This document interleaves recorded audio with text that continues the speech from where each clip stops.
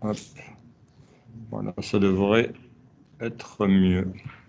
D'accord, donc, oui. Là, c'est bon. On voit. Voilà. Excusez-moi, ouais, je pensais l'avoir fait. Vous faites bien de me dire tout ça. Alors,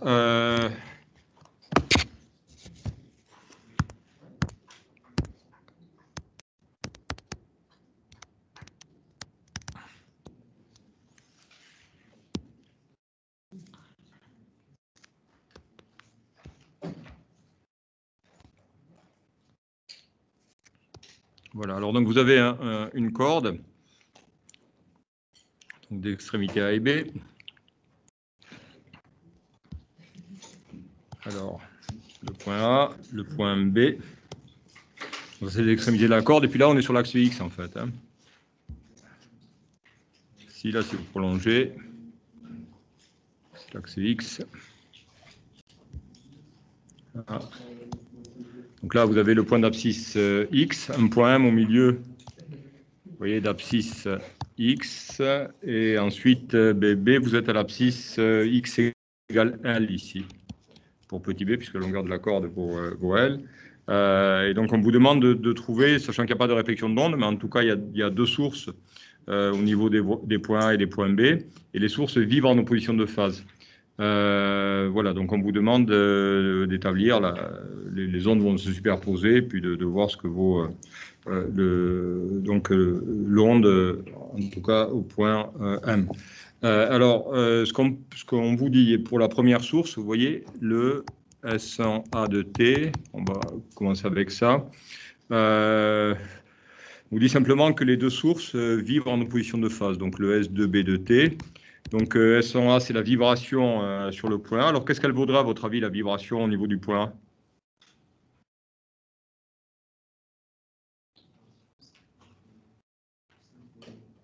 Mais comment vous l'écririez? Alors, il y a une certaine amplitude, vous voyez, ça va être une vibration transversale, en fait. Hein. La corde va bouger perpendiculairement à l'axe X. Donc, le S, vous pouvez vous dire qu'il est suivant Y. Alors, regardez ce qu'on vous dit dans l'énoncé. Bon, ça, il faut savoir le faire. On vous dit que vous avez deux sources qui vivent en opposition de phase au point A et B. Ah oui, donc voilà, sont animés de mouvements sinusoïdaux de même amplitude, A égale 1 mm, de même fréquence, et par contre en opposition de phase. Donc comment vous écririez le S1A de T? Oui. Voilà, cosinus oméga T éventuellement plus phi. Voilà, cos oméga T plus un phi 0, une phase à l'origine. Voilà, on peut mettre plus phi 0. Et ensuite, du coup, le S2B de T, puisqu'elle est libre en opposition de phase, comment ça vous allez l'écrire? Même amplitude, mais en opposition de phase. Donc, comment vous l'écrivez? Avec un moins pi ou un plus pi, effectivement. Donc, vous allez mettre A cos oméga T plus phi 0 plus pi. Voilà, alors nous, pour ne pas s'embêter, je vais prendre le phi 0 égal à 0, hein, puisque ça peut être un sinus, un cosinus, ça va dépendre un petit peu. On pourrait le laisser, hein, ça ne va rien changer, mais ça va un peu alourdir les équations. On aurait le même résultat, parce qu'après, quand on va les superposer, vous voyez les phi, pour la partie qui nous intéresse, c'est-à-dire la partie amplitude, les phi vont se simplifier. Mais c'est pour ne pas alourdir simplement. Mais si vous voulez laisser le phi 0, ça ne change absolument rien. Moi, c'est juste pour faire des calculs un peu plus simples. Voilà, donc je ne mets pas le phi 0. Voilà. Alors, et du coup, que va valoir le S1M de T, dites-moi. Alors, qu'est-ce que je mets pour avoir le S1M de T? Donc ça, c'est la vibration, ce que vous m'avez donné ici, c'est la vibration à ce niveau-là. Et le S2, c'est la vibration ici, vous avez un générateur mécanique, hop, c'est la vibration ici. Voilà, moi je veux le S1M de T. Ah oui, c'est un petit A en fait, hein, c'est pas un grand A, c'est un petit A. Je vais avoir plutôt tendance à mettre un grand A qu'un petit A, donc bon, je ne sais pas, c'est pas grave. Alors, comment on écrit donc vous avez un milieu, le milieu c'est la corde. Donc la vibration va se propager, donc vous avez ce qui va résulter du fait que vous avez un milieu matériel dans lequel la vibration va se propager, vous allez avoir une onde progressive sinusoïdale. Voilà, donc qu'est-ce que vaut cette perturbation lorsqu'elle arrive au point M? Oui.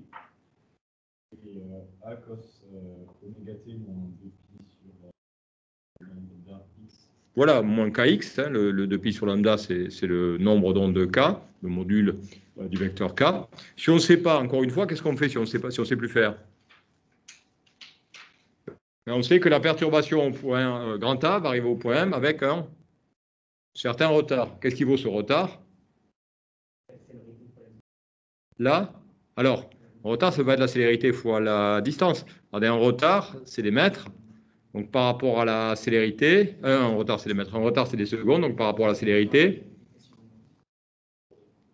la distance sur la célérité, et vous avez des secondes, effectivement. Donc, regardez, si vous ne savez pas faire, vous faites comme ça, hein, au pire.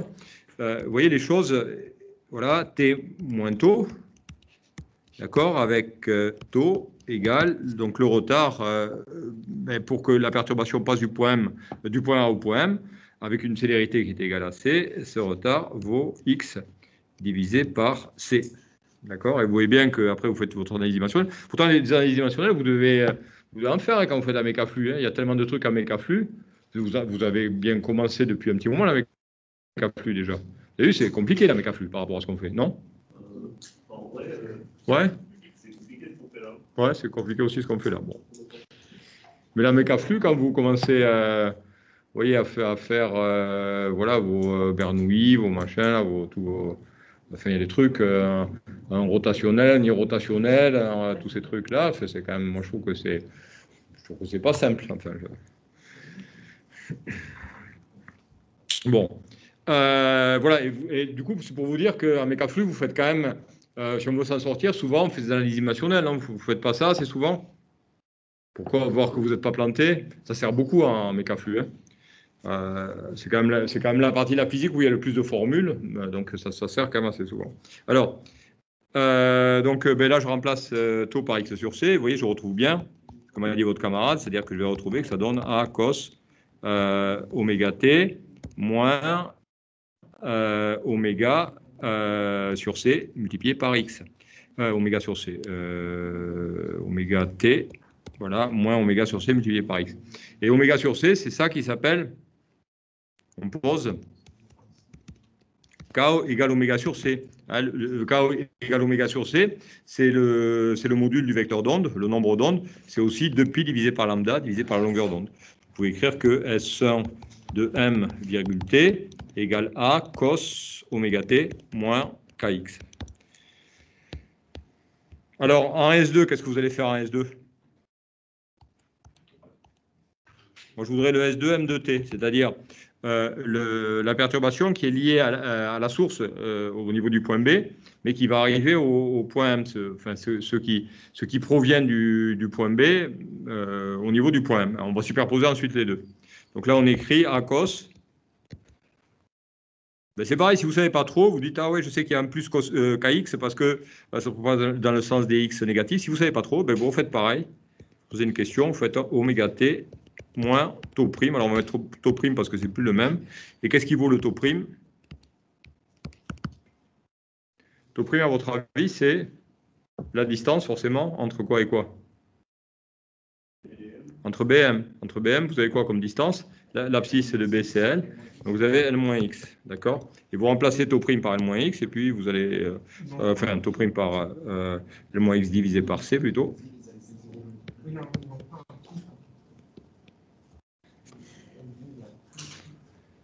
Voilà, et regardez alors, vous voyez, S2 de T, S2M de T égale, donc du coup, du A cos, alors, oméga T, et on a dit, alors, moins oméga sur C, facteur de L moins X. Il manque le déphasage de pi, oui, que j'ai dû passer à là, c'est effectivement à la trappe. Ouais, ici, j'avais un plus pi, excusez-moi, plus pi. Et ici, j'ai un plus pi également. Voilà, alors je développe un peu tout ça. Et je me retrouve avec un S2M de T égale A cos oméga T.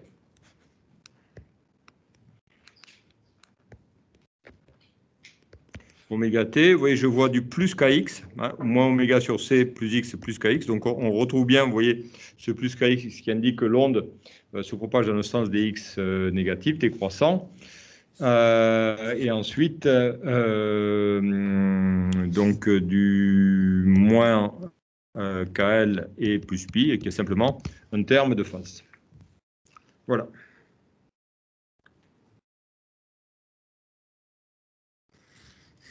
Alors, qu'est-ce qu'on fait ensuite? On veut la perturbation au niveau du point M. Qu'est-ce qui va se passer? Ça va? Les déformations, enfin, les deux ondes, elles vont se superposer. On applique le théorème de superposition. Vous voyez, si on n'a pas d'effet linéaire, on peut appliquer le théorème de superposition. Donc, on peut dire que le S de M virgule T est égal à le théorème de superposition. Parce qu'a priori, on a des effets linéaires, on a des ondes qui obéissent aux équations de d'Alembert, qui sont des équations différentielles linéaires. Donc, a priori, le principe de superposition doit s'appliquer. Alors, il y a très souvent des cas, bien sûr, dès que vous avez des ondes, il y a des non-linéarités qui vont apparaître si on se place dans des cas pratiques. Et notamment, lorsque vous avez des ondes de forte amplitude, il y a forcément des non-linéarités. Et le principe de superposition, ça ne s'applique pas tout le temps, bien sûr. Alors,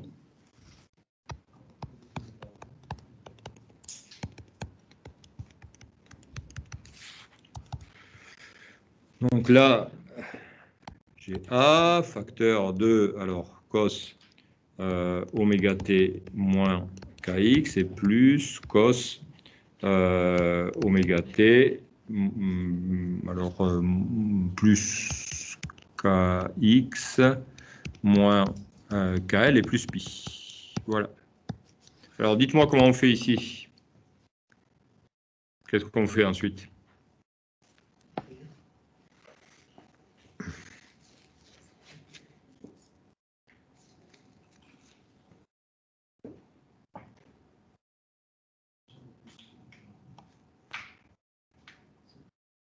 Alors, qu'est-ce qu'on fait? Ben, ce qu'on a fait là. Oui? Formule de Trigo. Voilà. Alors, c'est quoi? Quelle formule? cos de pi plus x. Ou alors, non. Alors, cos, regardez, cos P plus cos Q égale 2 cos P moins Q sur 2 fois cos P plus Q sur 2. Normalement, à votre âge, il faut les connaître, les formules de Trigo. Je ne sais pas, ça n'a pas l'air d'être le cas. Voilà. Et même si on vous les donne en maths ou en physique, il faut quand même les connaître pour savoir déjà laquelle appliquer. Hein. Parce que si on vous les donne dans un exo, vous avez un partiel, on vous donne les formules de Trigo. Si vous les avez jamais vues, vous êtes incapable de dire, voilà, je suis en train de faire l'exo, je vais prendre telle ou telle formule. Il faut quand même les connaître. Alors, donc ça vous fait du 2A. Alors, cos, donc je vous ai dit P plus Q sur 2. Alors, est-ce qu'on fait... ouais, on va faire comme ça.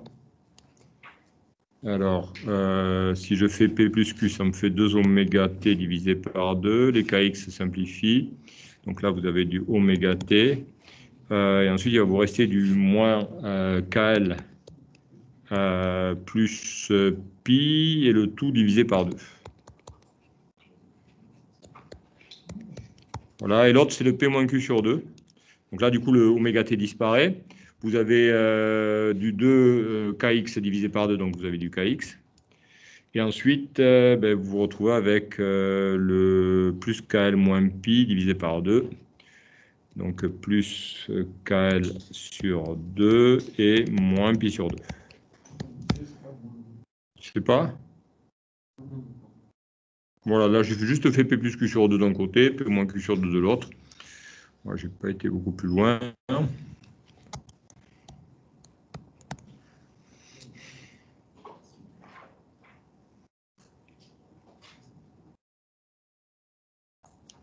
Alors, parfois, je peux remplacer le oméga t, le cos oméga t moins cal plus pi, ça vous fait du cos pi sur 2 moins x.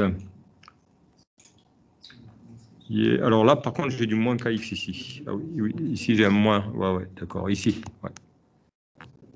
Moins kx. D'accord, alors, vous voyez, regardez le cos, voilà, ça je peux le remplacer par un sinus. Donc sinus oméga t avec un signe moins devant, par contre. Oméga t moins KL sur 2 avec un signe moins devant. Ici est multiplié par... donc là, c'est pareil, j'ai du pi sur 2. Alors, cos pi sur 2 moins x. Donc... et si je passe, vous voyez, la fonction est paire, donc je dois pouvoir écrire ça, comme ça, ici, avec un moins devant, je peux faire ça, puisque la fonction est paire. Et ça me refait un moins sinus. Et ça me refait un moins sinus, donc ça va me faire un plus sin de kx, du coup, moins kl sur 2. Voilà. Il y a deux moins, donc ça fait un plus au final, hein, d'accord? D'accord, voilà, donc le SM de T, vous l'avez ici, alors je vous l'encadre. Le rose, ça ne rend pas trop bien, on va essayer une autre couleur, du coup, avec du bleu peut-être. Oui, je vous écoute.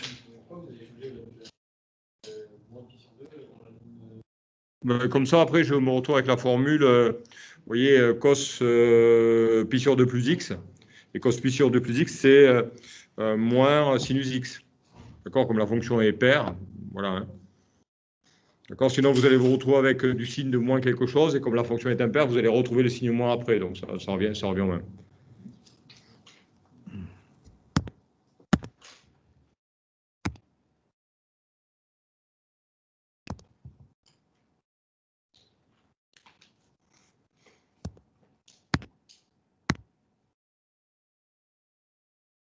Je vais voir si ça...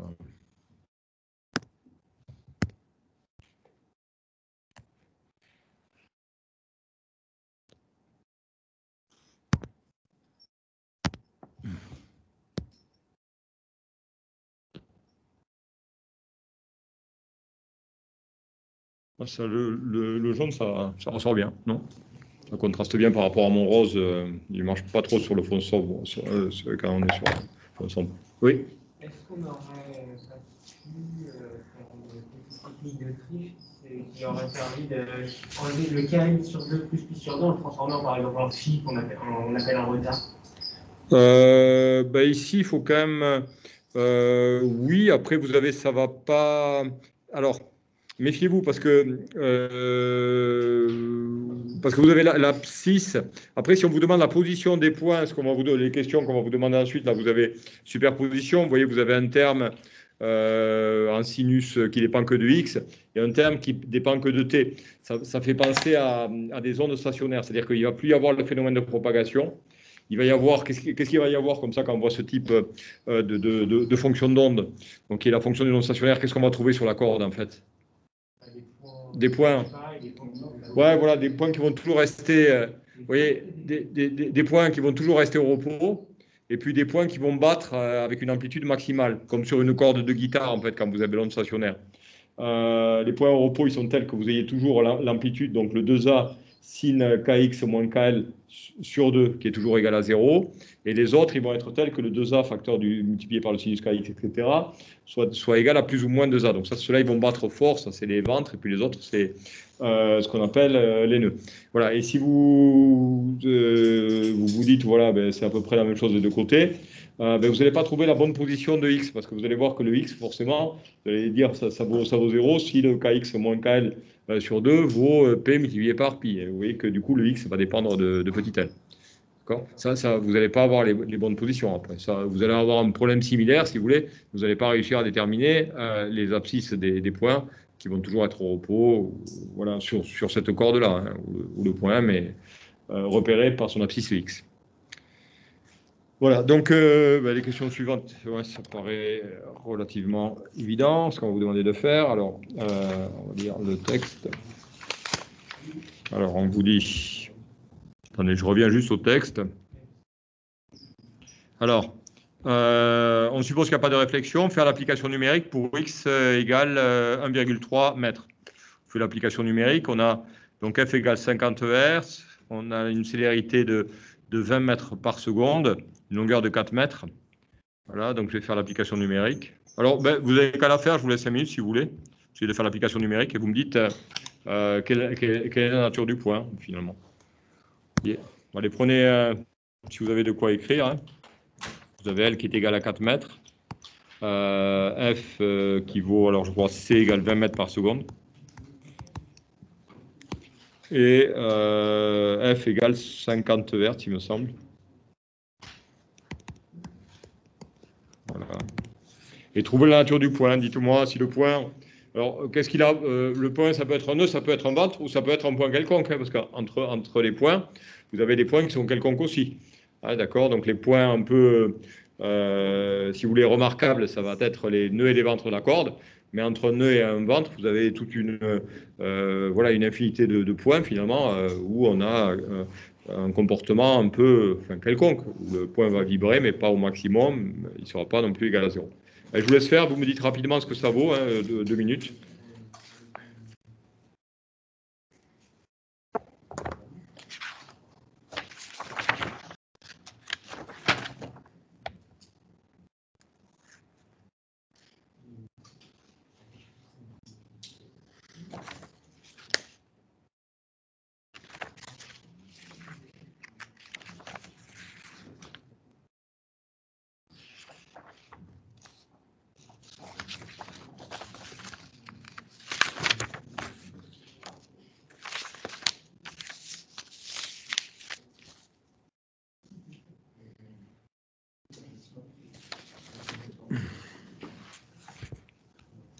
Alors, quelqu'un peut me dire, est-ce que j'ai... est-ce qu'en fait, est-ce que ce point d'abscisse 1,3 mètres, vous voyez, la corde fait 4 mètres, donc c'est un point qui est à peu près entre les points A et B, si vous voulez. Est-ce que c'est un nœud, est-ce que c'est un ventre, ou est-ce que c'est un point quelconque? Qu'est-ce que vous allez faire? Oui, l'amplitude.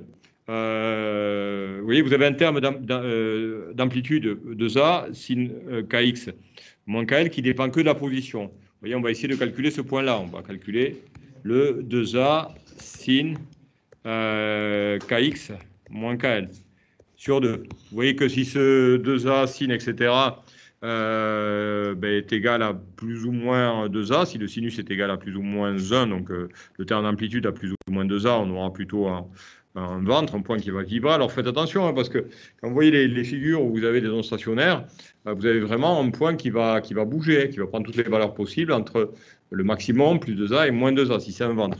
Si c'est un nœud, 0. Et si c'est ni l'un ni l'autre, ça va être une position intermédiaire, c'est-à-dire que le max sera inférieur en valeur absolue à 2A.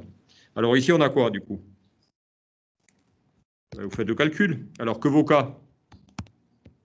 On va calculer K. Comment on peut calculer K? Oméga sur C ou 2pi sur lambda.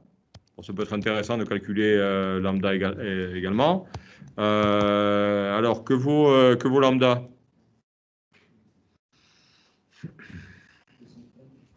Voilà, C divisé par F, et ça vaut effectivement 2 cinquièmes.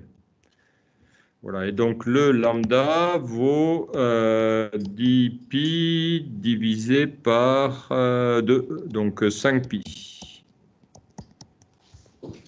Le K, a priori, vaut 5pi.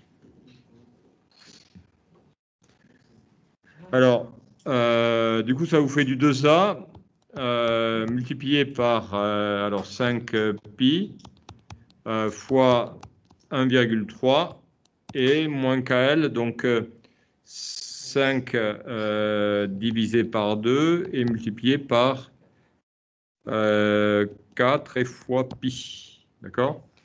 Donc on se retrouve avec du 2A.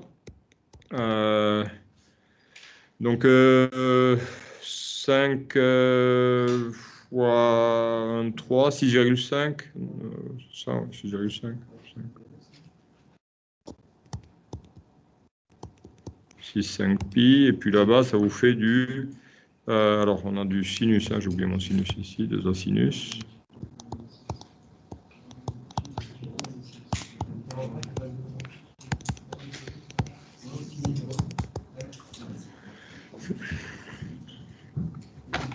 Alors, 6, 5 pi, moins 5 demi, donc ça vous fait 5 pi. C'est ça, moins 10 pi. 10 pi. Donc ça vous fait 2A sin. Alors le 0,5 pi, c'est du pi sur 2. Pi sur 2 plus 6 pi. 6 pi, c'est 3 fois 2 pi, donc ça vous fait sinus pi sur 2. Voilà, et 2A sinus pi sur 2, ça vous fait 2A. Donc a priori, ici, on a un ventre de vibration. D'accord?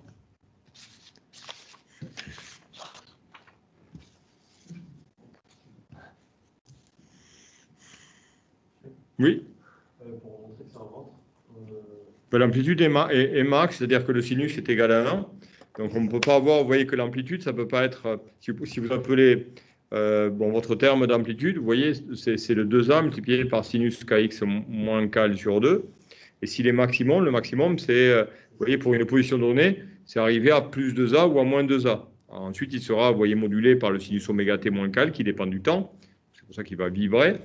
Mais si vous arrivez à montrer que le 2A sin kx, il faut arriver à montrer que le 2A sin kx moins kl sur 2 est un maximum, ou enfin, est un maximum en valeur absolue. C'est-à-dire le sinus en valeur absolue est égal à 1, est égal à 1. D'accord ? Si on justifie comment le sinus est égal à 1, ça suffit pour dire que c'est un ventre. Oui, c'est le sinus, parce qu'il faut que ce soit ensuite pour une position donnée, que voilà, ça reste tout. Le sinus vaille toujours la même chose. Donc, vous voyez, si vous êtes à l'abscisse x égale 1,3, le sinus kx moins kl vaut 1. Donc, voilà, multiplié par 1. Ça marche aussi si on trouve moins 1. Bien sûr, c'est un maximum aussi, puisque ça va vibrer. Vous voyez, ensuite, c'est multiplié par le sinus oméga t. Il faudra en voir que le point, il va être, à des moments, il va être à l'amplitude de 2A. Lorsqu'il est à l'amplitude de 2A, au cours du temps, son amplitude va diminuer jusqu'à arriver à moins 2A, etc. Ça va vibrer entre plus 2A et moins 2A.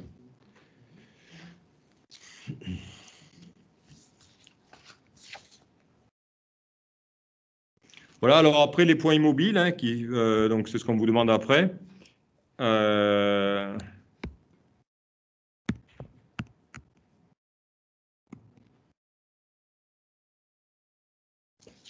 C'est curieux, ce matin, vous voyez, j'ai eu un problème avec vous, j'avais l'impression que c'est un problème de style. En fait, c'est un problème de OneNote. Je ne sais pas s'il y en a qui ont déjà eu ces problèmes-là. Ouais, vous l'utilisez pas peut-être, non, le OneNote? Ouais, c'est curieux parce que là, ça fonctionne correctement cet après-midi. Là. Bon. Okay. Alors, ça a l'air de fonctionner, je touche du bois, parce qu'il faut que ça tienne jusqu'à la fin quand même. Alors, la question 2, les points immobiles, donc c'est les nœuds.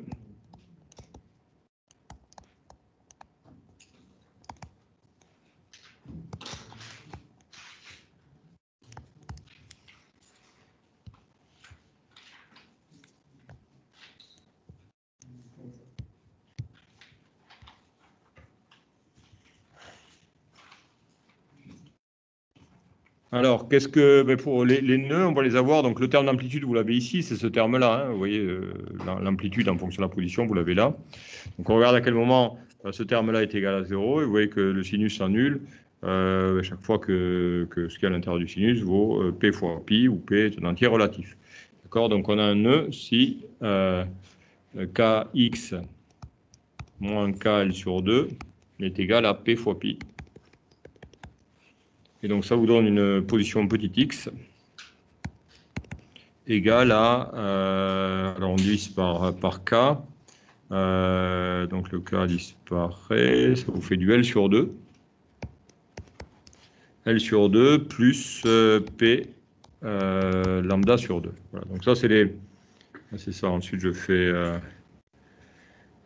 P pi divisé par kx, lambda sur 2 pi, c'est ça, la pp, voilà.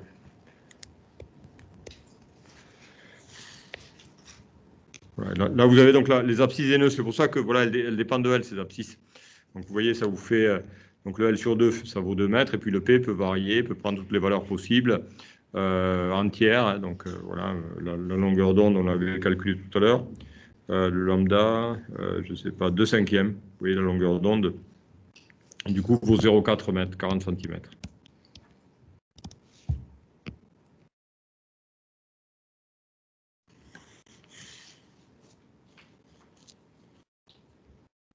Donc, si je fais l'application numérique, vous voyez, ça vous fait x égale, donc L sur 2, ça vaut 2 mètres, plus lambda sur 2, donc 20 cm, plus P fois 0,2. Vous voyez, si vous les comptez à partir de l'origine, est-ce qu'on peut avoir x égale à 0 à condition d'avoir P égale à moins 10. Donc, vous voyez, vous allez avoir, pour x égale 0, vous avez forcément un nœud. Pour x égale 0, vous avez forcément un nœud. Ensuite, vous avez x égale 0 plus 0,2.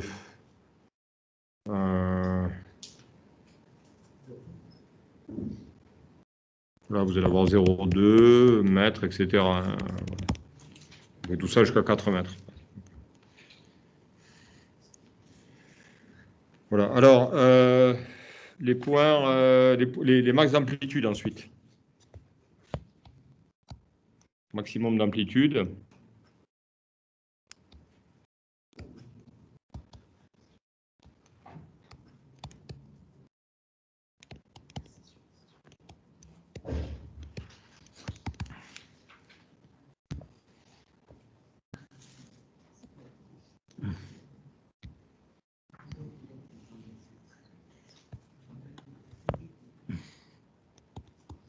Voilà, ça s'appelle les ventres. Alors, qu'est-ce qu'on écrit ici pour trouver le max d'amplitude? Que la même chose, pas tout à fait la même chose avec pi sur 2, hein, il n'y a pas que pi sur 2. Donc, vous avez kx, alors moins kl égale à... Alors, c'est que pi sur 2. Pi sur 2 modulo. Pi sur 2 modulo quoi? Pas pi sur 2 modulo de pi sur 2 modulo pi, hein, parce que vous avez toutes les possibilités. Si vous avez pi sur 2 ou moins pi sur 2, vous allez avoir un max, parce que vous avez le signe qui vaut plus ou moins 1. Donc, vous voyez, au terme de déphasage près, vous avez aussi un maximum. Donc là, c'est pi sur 2 plus p fois pi. Et si je calcule, ça me donne x égale pi divisé par 2k. 2k plus L sur 2 et plus P pi divisé par K, c'est bien ça. Donc Kx, P divisé par K, pi sur 2 divisé par K, et le L, voilà, ça disparaît. Et donc ça vous fait X, les abscisses. X égale, donc L sur 2. 2pi sur lambda, donc le lambda il monte, divisé par 2pi, donc on va avoir du lambda sur 4, je pense. L sur 2, plus du lambda sur 4, alors ça doit faire du lambda sur 2 à côté. Voilà, ça vous fait du P plus 1,5 de lambda sur 2. Voilà. Avec le P qui est entier.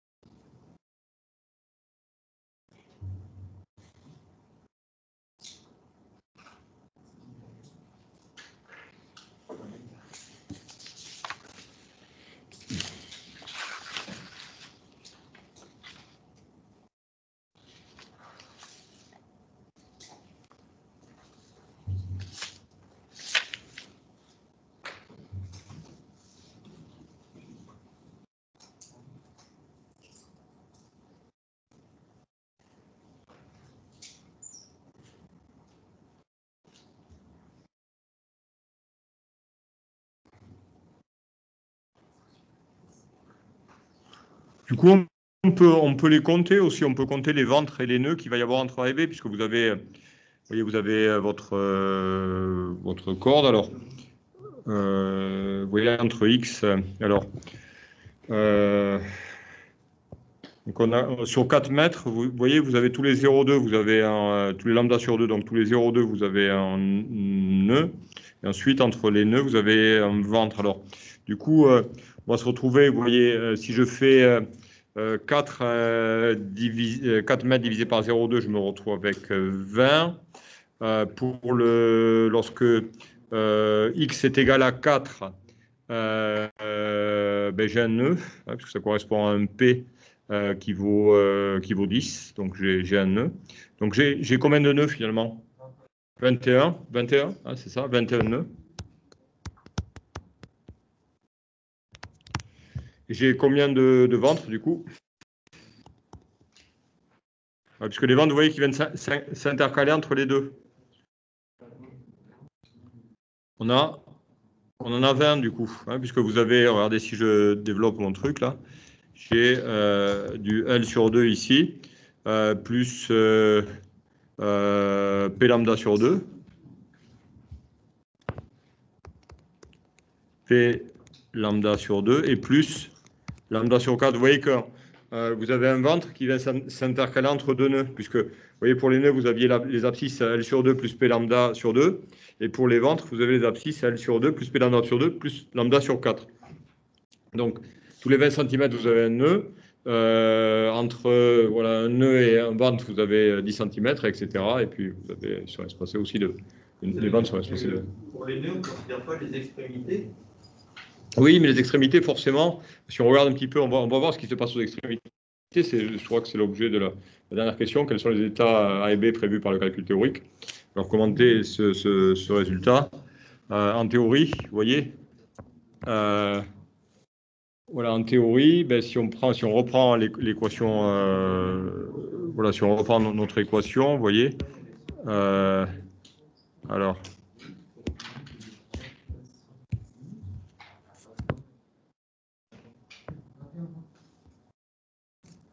ben, si je reprends l'équation, donc le SM de T,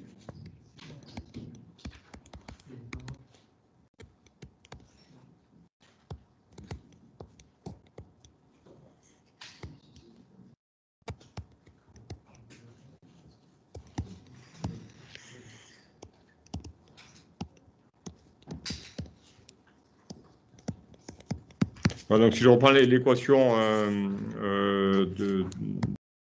de la déformation au point M d'abscisse X, alors le sin Kx moins K sur L, vous voyez, en 0 au point A, et ça vous fait du 2A sinus moins KL divisé par 2. Et le 2A sinus moins KL divisé par 2, ben ça va me donner, si je refais le...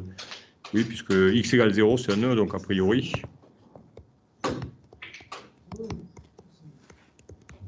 On a un nœud, hein, puisque vous voyez, je fais 2A, sin... oui, on a un nœud. On va trouver... alors, le moins KL sur 2, donc 2pi sur lambda. Donc, divisé par 2. 2pi sur lambda fois L. Et divisé par 2. Donc là, j'ai pi. Du coup, L sur lambda. Sin oméga t, on l'a déjà montré, hein, KL sur 2. Donc L vaut 4 et lambda vaut 40 cm. Donc ça fait bien 2A sin de moins pi multiplié par 10. Donc on trouve 0 ici.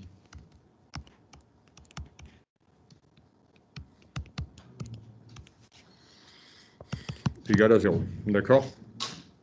D'accord, donc forcément, le point A, ça doit être un nœud. D'accord, le point A doit être un nœud. Et alors, regardez, si je regarde ce qui se passe au point B, le point B, je vais trouver normalement que c'est un... je l'ai montré déjà, mais on peut le revoir avec l'équation. Et si je regarde le SB de T, je vais avoir du 2A sin K fois L, du coup, moins K L sur 2 sin oméga T, donc sin oméga T moins KL divisé par 2. Voilà, KL moins KL sur 2. Donc 2A sin KL divisé par 2, multiplié par le sinus de ce que j'ai là. Et le KL sur 2 ben, vaut 10 pi. Vous voyez, j'ai 0 à nouveau. Donc ça veut dire que les deux extrémités, en théorie, A et B, doivent être des nœuds.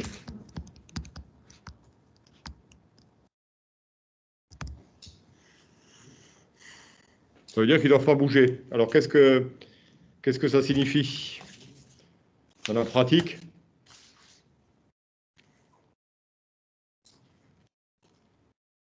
Ouais, s'ils doivent être des nœuds, vous pouvez pas mettre un générateur, vous voyez, de part et d'autre, une source qui fait vibrer, puisque, en fait, ça doit être des nœuds. A priori, on vous dit, on place, vous voyez, un générateur mécanique, on vous dit que les points A et B, ce sont des sources, que les points A et B sont des sources, qu'ils vibrent en opposition de, que ces points-là vibrent en opposition de phase.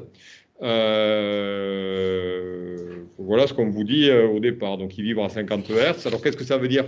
Comme les points A et B, ils ne peuvent pas bouger.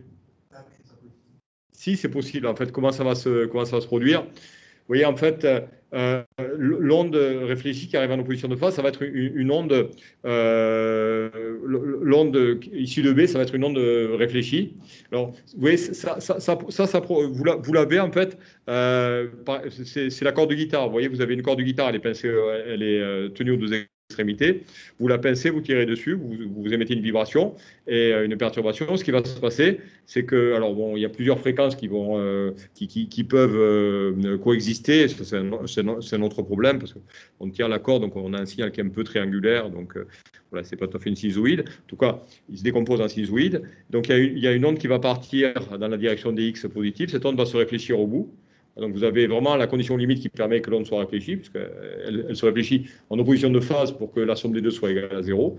Et puis c'est ça en fait qui va se passer. Arrivé au point A, pareil, vous allez avoir l'onde qui va se réfléchir, hein, et donc elle vibre en opposition de phase par rapport à l'onde incidente, etc. Donc vous avez en fait un système d'ondes stationnaires qui va s'établir. Donc, il va vérifier l'équation que j'ai trouvée, mais les conditions limites sont telles que, effectivement, le S en A est égal à 0 et puis le S au point B est aussi égal à 0. Oui. Comment? Non, alors il y a juste en fait une condition limite qui est voilà, mais qui prévoit, si vous voulez, vous allez avoir une onde incidente. Par exemple, si vous regardez au point B, vous allez avoir une onde incidente, et au moment de la réflexion, vous allez avoir une onde, c'est l'onde réfléchie qui doit se propager en sens inverse, mais qui va vérifier en x égale L le fait que onde incidente plus onde réfléchie est toujours égale à 0. Quand ça va revenir également sur le point A, vous voyez, vous avez de l'onde réfléchie qui va arriver au point A, ça va donner, il va pas y avoir d'absorption en théorie par le point A, la réflexion va être totale, c'est-à-dire que l'onde arrive au point A, et le point A émet une onde réfléchie, et qui est telle que la somme des deux, lorsque x est égal à 0, vaut 0. Voilà, et après, vous vous retrouvez avec le SM de t qu'on a calculé. Donc, vous voyez, en théorie, en fait, vous n'avez pas, si vous voulez, vous n'avez pas une source au point A et une source au point B qui font vibrer. Mais vous avez une onde stationnaire, donc le SM de t qu'on a calculé, et qui est telle que, au niveau des conditions limites, on a forcément le SA,T qui est égal à 0 et le SB,T qui est égal à 0. D'accord? Donc c'est vous voyez, l'énergie, vous allez, par exemple, quand vous avez votre corde, vous déformez un petit peu la corde, ensuite vous allez avoir une onde qui va se propager, par exemple, dans le sens X positif. Arrivé au bout, vous allez avoir une onde qui va être incidente. Les deux vont vraiment se croiser et vont donner un système d'ondes stationnaires. Vous voyez, l'onde incidente et l'onde réfléchie, ça vous donne une onde stationnaire. D'accord? Et ça vérifie bien les conditions limites, c'est-à-dire que quand on est en limite du milieu, on a S qui est égal à 0. On le retrouve dans l'équation SM de t.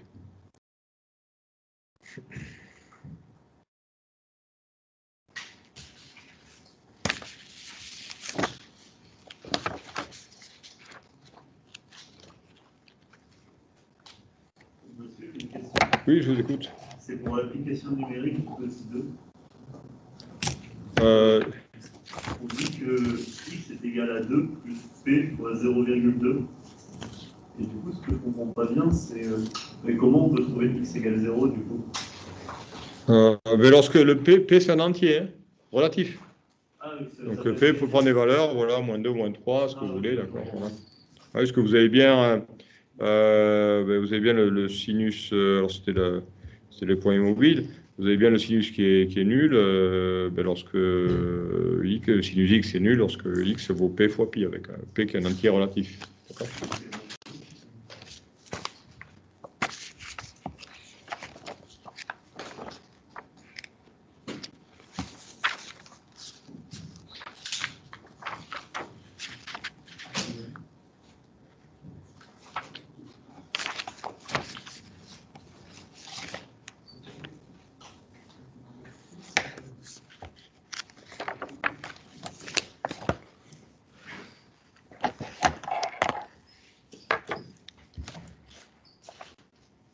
Alors, je vais passer à la suite, donc je vais faire un peu de cours. Alors, je vais vous dire ce qui est. J'aimerais parler un petit peu d'ondes électromagnétiques. Alors, il reste pas beaucoup de temps, il reste un cours encore, enfin ce cours et puis le prochain cours. Donc, je vais balayer rapidement des choses qui me paraissent importantes dans le cours, d'autres qui me paraissent moins, on n'en parlera pas trop. Voilà, alors.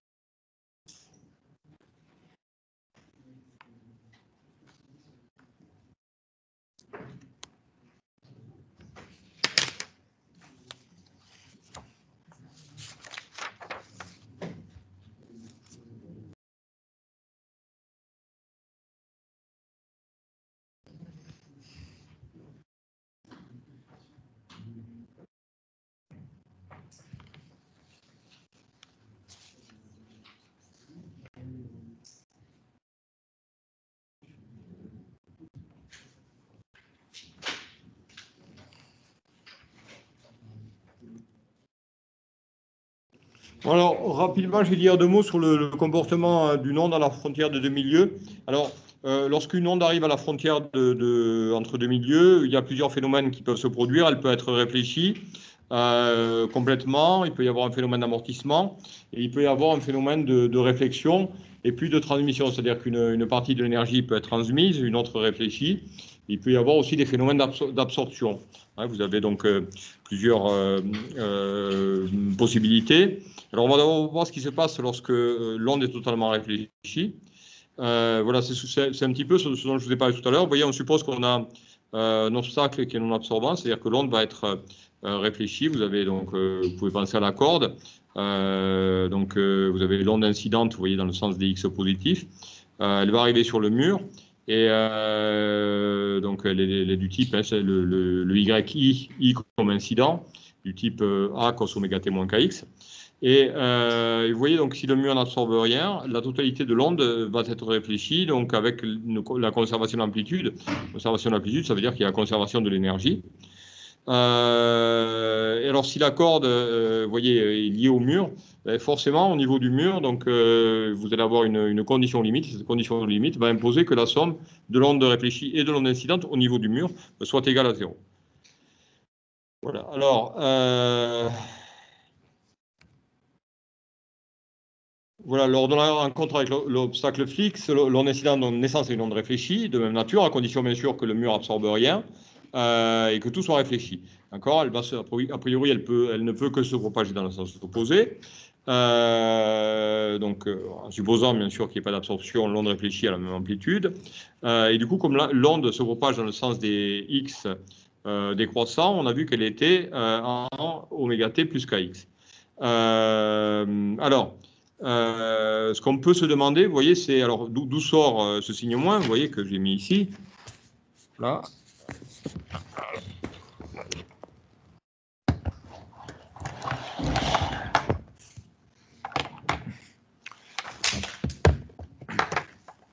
Alors, donc le KX, on se doute que il provient du fait que l'onde réfléchie se propage dans le sens des X négatifs, c'est quelque chose qu'on a déjà vu. Et puis là, vous avez ce moins un petit peu qui est intriguant. Alors, ce qu'on peut se dire, c'est que du coup, on a une condition limite. La condition limite, le point O est fixe. L'onde réfléchie se propage forcément dans le sens des X négatifs. Donc ici, j'ai le plus KX. Pour essayer de trouver ce signe moins, je vais dire qu'il y a un terme de phase. L'onde réfléchie a la même structure que l'onde incidente, donc même amplitude parce qu'il n'y a pas d'absorption d'énergie, même pulsation, ça paraît évident. Le plus KX parce qu'elle se propage en sens inverse par rapport à l'onde incidente. Et je tiens compte d'une phase qui va me permettre que ça vérifie finalement la condition limite. La condition limite, c'est que le YI plus le YR au niveau du mur, donc à l'abscisse x égale à 0, Bon, ben, on doit trouver que la somme des deux est égale à 0. Alors ben, je fais mon calcul. Vous voyez, je pars. Donc le yi en un point x quelconque vaut cos a cos oméga t moins kx.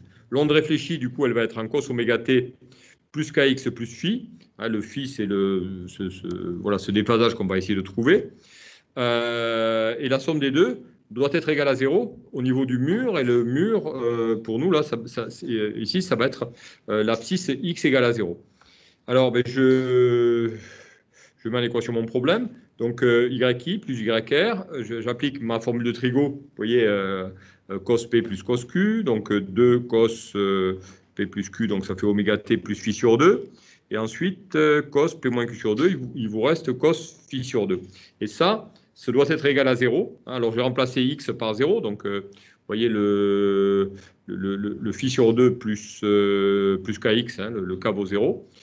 Et donc, ça doit être égal à 0. Donc, vous voyez ce que j'ai fait, c'est que ici, ce terme-là, là, j'avais du cos p moins q sur 2. Donc, ça vous fait du p moins q divisé par 2. Donc, ça vous fait du kx. Voilà, ça vous fait du kx plus phi sur 2. D'accord? Je le prends à x égale 0. En x égale 0, ça vous donne du cos phi sur 2. Et à x égale 0, la somme des deux doit être égale à 0. Et ça vous permet de déterminer phi. Ça veut dire que phi sur 2 est égal à pi sur 2 modulo pi. Donc phi vaut pi ou moins pi. D'accord? Voilà. Donc c'est ça qui explique que ici, forcément, pour vérifier l'équation limite, la condition limite, c'est-à-dire le fait que lorsque x est égal à 0 au niveau du mur, on doit avoir la somme des deux qui est égale à 0. On va faire intervenir l'onde réfléchie va être déphasée de pi par rapport à l'onde incidente. Donc ce terme-là, ce phi vaut pi, et c'est ça qui explique ensuite ce signe moins. Puisque cos oméga t cos x plus pi vaut moins cosinus x. D'accord? Voilà, on a ça ensuite. Et on voit bien qu'ici, avec le signe moins, si je fais yr lorsque x vaut 0, plus yi avec x égale à 0, je trouve bien que la somme des deux est égale à 0. Mais c'est juste un 0 à la limite, vous voyez, lorsque l'onde arrive sur le mur. C'est OK? Voilà.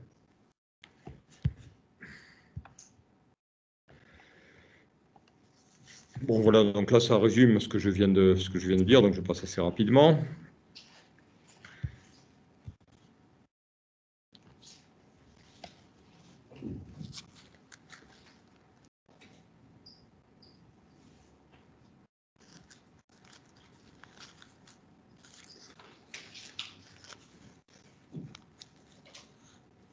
Alors, par contre, si on laisse l'extrémité, si vous avez l'extrémité de la corde qui est libre, on peut se retrouver avec un déphasage qui est égal à 0, c'est-à-dire que le cas, alors ce n'est pas la corde de guitare, si vous aviez par exemple en physique un anneau, ici qui permettrait à la corde de coulisser librement sur une tige, sans frottement bien sûr, parce que dès qu'il y a des frottements, ça va absorber de l'énergie.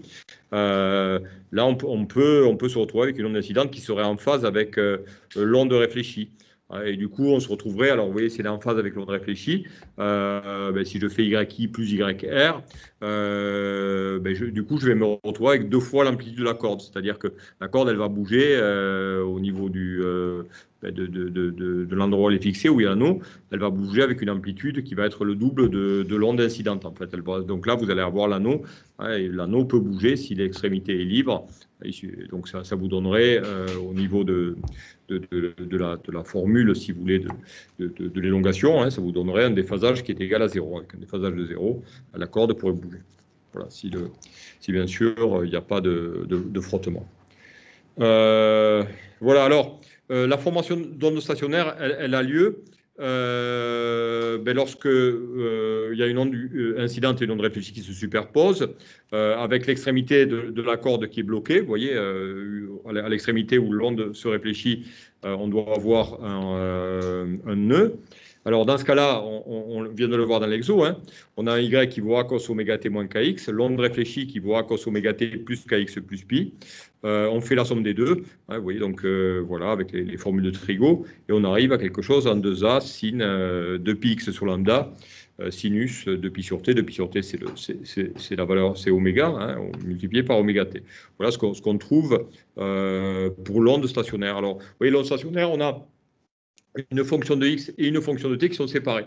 Si l'onde est progressive, hein, vous avez une fonction de t moins x sur c, et lorsque l'onde est stationnaire, vous avez le produit d'une fonction de t et d'une fonction de x, un g de t multiplié par g de x.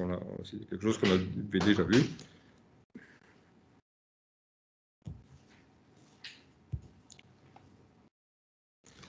Voilà, alors il se peut que au niveau de l'obstacle, vous voyez, si vous avez votre corde fixe, bon, toute l'onde va être réfléchie, à condition qu'il n'y ait pas de phénomène d'absorption. Il se peut qu'au niveau de l'obstacle, on change simplement de milieu, donc il y ait des phénomènes de transmission, c'est-à-dire une partie de l'onde qui se transmise du milieu 1 au milieu 2 et une autre partie de l'onde qui se réfléchit. Alors, donc si l'onde, notre cas à nous, là, atteint donc un obstacle fixe, s'il y a deux milieux, un milieu 2 à droite dans lequel l'onde peut se propager, donc une partie de l'onde va être transmise, une autre va être réfléchie, et si en plus il y a des phénomènes d'absorption, il y a une partie de l'énergie qui va être absorbée à l'interface entre les deux milieux, par exemple. Donc si on étudie la continuité, au point où on doit voir continuité des phénomènes physiques, si vous voulez, et une étude de la continuité au point O conduit à définir des coefficients de réflexion et de transmission. Alors, on va définir un coefficient de réflexion qui vaut donc l'amplitude de l'onde réfléchie, hein, le AR c'est l'amplitude de l'onde réfléchie, A, c'est l'amplitude de l'onde incidente, et on définit également un coefficient de transmission, A de t, donc A, amplitude de l'onde transmise, divisé par l'amplitude de l'onde incidente. Vous voyez que sur le schéma, ici, j'ai une amplitude de mon onde incidente grand A qui est plus grande que l'amplitude de l'onde réfléchie, et qui est également plus grande que l'amplitude de l'onde transmise.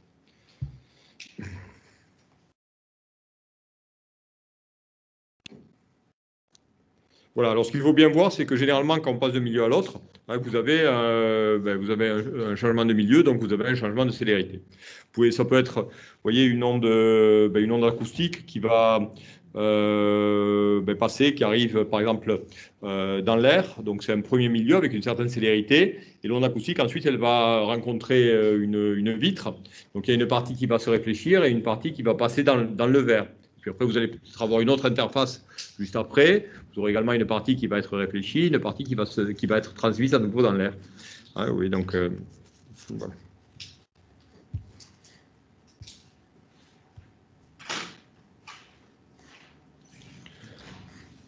Voilà, alors regardez si on fait un petit peu le bilan de ce qu'on va avoir. Donc on a, lorsqu'on a à la fois réflexion et transmission.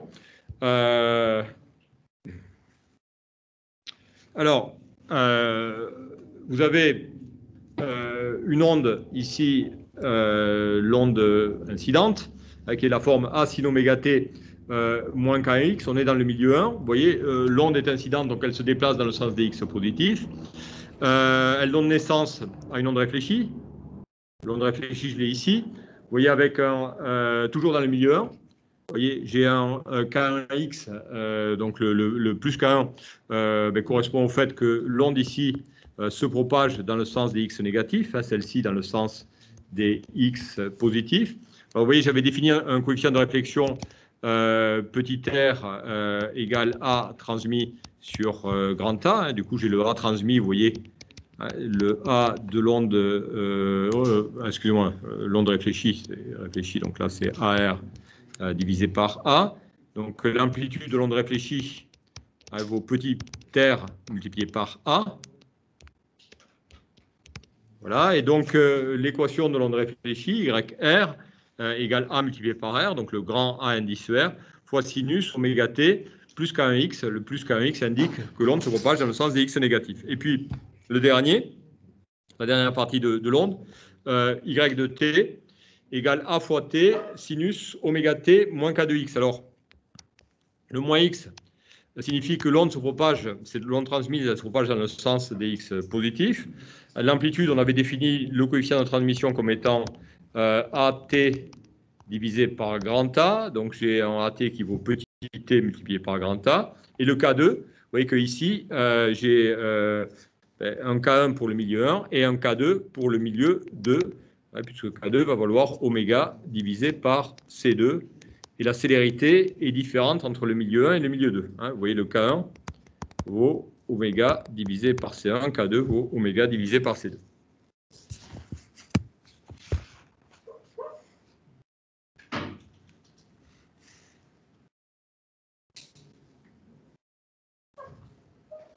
Voilà, oui, dans le cours, j'ai appelé V1 et V2, les célérités.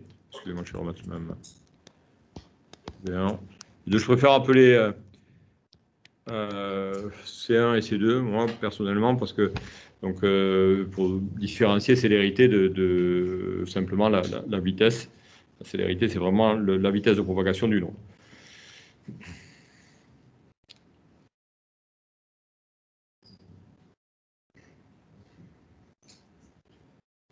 Alors, ensuite, vous avez des conditions limites. Voilà,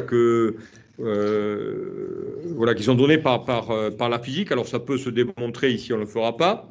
Alors, vous avez une première condition. Alors, quand on parle de conditions limites, vous voyez, ce sont des conditions de continuité. C'est des conditions qui vont s'appliquer à la limite. Vous avez vu que tout à l'heure, on était sur le mur. Par exemple, l'onde se réfléchissait sur le mur à x égale à 0. Elle s'applique uniquement lorsqu'on a un changement de direction de propagation, un changement de milieu, etc. Donc, ici, condition de continuité. Cette condition de continuité impose que le Y incident plus le Y réfléchi soit égal au Y qui est transmis, mais simplement en X égale 0, à l'endroit où vous avez la séparation entre les deux milieux. Alors, regardez, si je prends mon onde incidente, si l'intersection des deux milieux, l'intersection entre le milieu 1 et le milieu 2, elle est repérée par l'abscisse x égale 0. Donc, ça s'applique uniquement, bien sûr, cette condition-là de continuité à l'interface entre les deux milieux. Donc, l'interface entre les deux milieux est repérée par le x égale à 0. Vous voyez, donc je fais la somme des deux. Donc, je fais yi plus yr. Vous voyez, je fais en faisant x égale 0. Donc, vous voyez, ça me donne pour l'onde incidente A sin oméga t moins K1 multiplié par 0, donc l'interface entre les deux milieux, plus le Y réfléchi, donc A fois R sinus oméga t plus K1 fois 0, égale à l'onde réfléchie, la valeur de l'onde réfléchie, mais à l'interface entre les deux milieux, donc en x égale 0. Donc je remplace dans mon cas de x, je remplace x par 0. Et vous voyez, j'obtiens A sin oméga t, plus A fois R, puisque l'amplitude de l'onde réfléchie, c'est le coefficient de réflexion petit r multiplié par A, égale à A fois T sin oméga T. Donc en simplifiant, vous voyez, par grand A et sin oméga T, j'obtiens que A plus AR est égal à AT. Donc si je simplifie par petit a, j'obtiens que 1 plus R égale T. C'est-à-dire que le coefficient de transmission en amplitude est égal à 1 plus le coefficient de réflexion en amplitude. Vous voyez, une fois que j'ai simplifié, je vais obtenir 1 plus petit r égale à petit t. Donc ça va me permettre, ces équations-là, pour me permettre de calculer les coefficients de transmission et les coefficients de réflexion. Bien sûr, s'il n'y a pas d'absorption à l'interface entre les deux milieux. Donc si voilà, on n'a pas de phénomène d'absorption. Donc ça, c'est la première relation. Vous voyez, vous simplifiez par sin oméga t, vous simplifiez par A, 1 plus R égale à A fois T. On se servit de la condition de continuité, donc qui est voilà, une loi physique de continuité à la séparation entre deux milieux.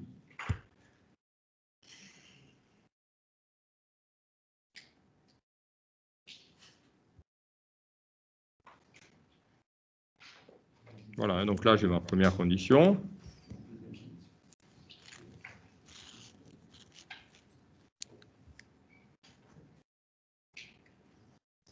Alors, une deuxième condition qui va permettre d'avoir une autre équation sur les coefficients de réflexion et de transmission.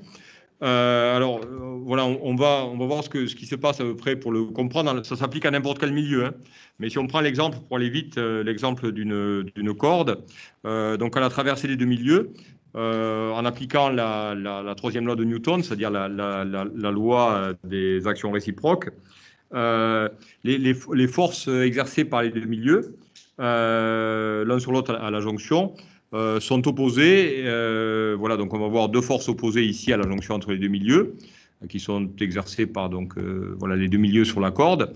Donc elles vont être, ces deux forces, elles vont être de même direction, opposées, et ensuite égales en module.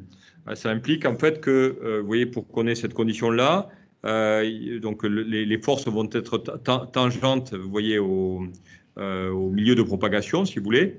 Et donc ça va impliquer que la dérivée première de la position, hein, c'est-à-dire de la déformation de la corde Y, en x égale à 0, soit continue donc à la jonction entre les deux milieux. C'est-à-dire que si on dérive dans le milieu 1 votre fonction, vous devez retrouver la même dérivée que la dérivée dans le milieu 2, bien sûr, en vous plaçant à l'interface x égale à 0. Voilà, donc ça va nous donner une deuxième condition. Alors, je reprends, vous voyez comment je l'écris. Donc, côté milieu 1, vous voyez, j'ai de ce côté-là. Je vais revenir sur le petit dessin, là, c'est pas pratique parce que j'ai le dessin qui est sur l'autre slide. Voilà. Alors, vous voyez, si je suis de ce côté-là, ici, dans le milieu 1, ici, j'ai l'onde incidente YI plus l'onde réfléchie. Et si je suis de ce côté-là, côté milieu 2, vous voyez, de ce côté-là, ici, j'ai simplement le Y transmis. Vous voyez, donc la condition, elle vous dit que la dérivée par rapport à la variable de propagation ici de YI plus YR, alors, on va le réécrire. Si je fais...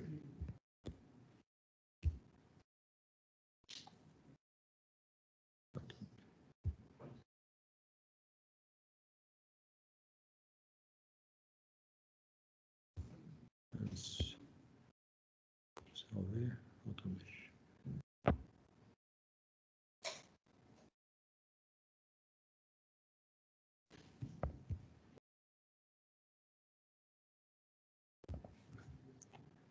Voilà, c'est revenu. Voilà. Alors, vous voyez donc, oui, je dérive du coup, voilà, l'onde incidente plus onde réfléchie. Je prends ça en x égale à 0 et ça doit être égal à la dérivée de l'onde transmise par rapport à la variable de propagation, et également en x égale à 0. Donc c'est ça que je vais écrire. Et donc, je vais l'appliquer à mon YI qui est, vous voyez, en A sin oméga t moins KX. Le YR, c'est du AR sin oméga t plus KR, etc. J'applique ça et je vais avoir une deuxième relation. Là. Ça ici, je dérive. Voilà, alors, je vais expliquer un petit peu. Alors,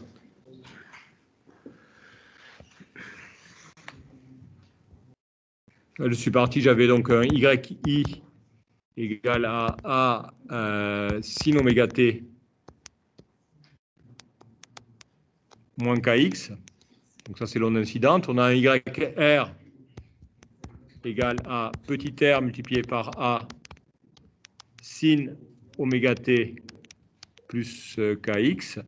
Et ensuite, j'ai un YT égal à A fois T sin oméga T moins KX. Alors, vous voyez, si je dérive, et je prends bien sûr un X égale à 0 à l'interface entre les deux milieux, alors, je dérive le A sin oméga T moins KX, ça me fait du moins... Alors, ici, j'ai du K1. K1, et ici, je suis dans le milieu 2. Donc, alors, regardez, s'il vous plaît, je dérive par rapport à x la première. Ça me fait, j'ai le moins k1 qui sort, moins k1a cos oméga t, moins k1 fois 0. La deuxième, le k1 sort également, k1 fois a fois petit r, cos oméga t plus k1 fois 0. Et pour le yt, si je dérive par rapport à t et que je prends la dérivée, je dérive par rapport à x, je prends la dérivée en x égale 0. Donc, moins a, k2 fois t, cos oméga t moins k2 fois 0, hein, puisque voilà. Je simplifie ensuite par oméga t, et vous voyez, je me retrouve avec, par a également, je me retrouve avec du moins k1, après simplification, plus k1r, et moins k2 fois t. Voilà. Et j'ai une autre équation sur les coefficients de transmission et de réflexion. Voilà, donc je divise par K1, donc ça me fait 1 moins R, et ensuite K2 divisé par K1 multiplié par T, et K2 sur K1, ça me fait les rapports de célérité, d'accord? Vous voyez qu'on a une première équation qui vous donnait donc 1 plus R égale à T, et une deuxième équation qui vous donne 1 moins R égale à C1 sur C2, si vous voulez, ou V1 sur V2, fois T. Donc, si je fais la somme des deux, vous voyez, j'ai 2 égale à 1 plus C1 sur C2T. Voilà, et je trouve le coefficient de transmission, vous voyez. Donc, j'ai le coefficient de transmission qu'il faut 2 fois V2, ou 2 fois C2, hein, sur C1 plus C2. Et ensuite, donc je reprends l'équation, la première équation par exemple, hein, j'ai R égale à 1 moins T, donc T moins 1. Donc si je fais 2 V2 sur V1 plus V2 moins 1, je me retrouve avec V2 moins V1 divisé par V1 plus V2.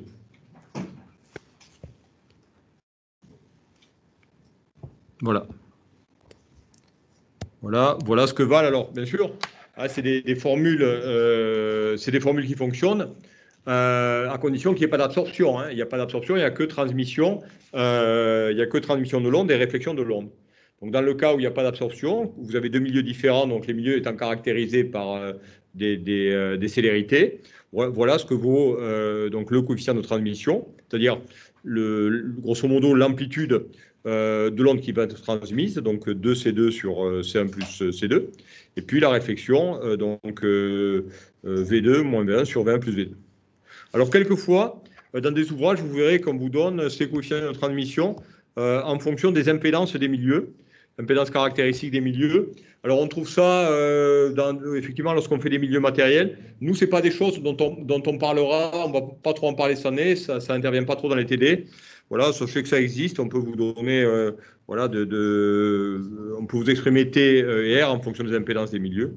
Voilà, moi sur ça, j'en dirai pas plus. En tout cas, donc simplement que les impédances des milieux soient inversement proportionnelles à la célérité dans le milieu.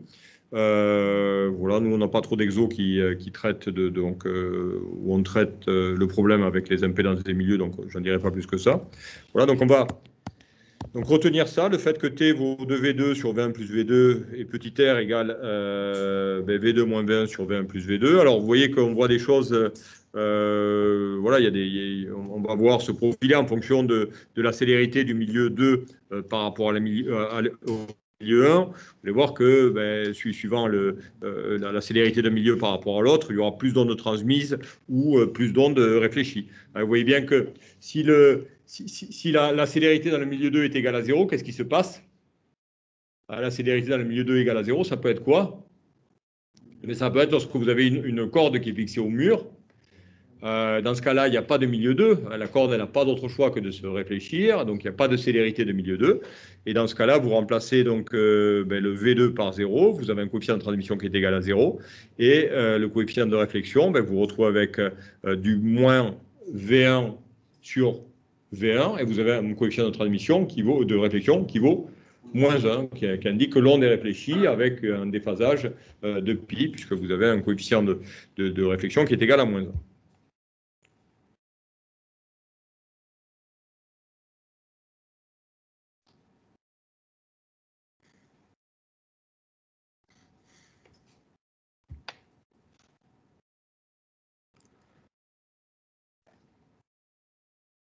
Voilà, alors en posant, vous voyez, on peut poser, alors je vais vous les...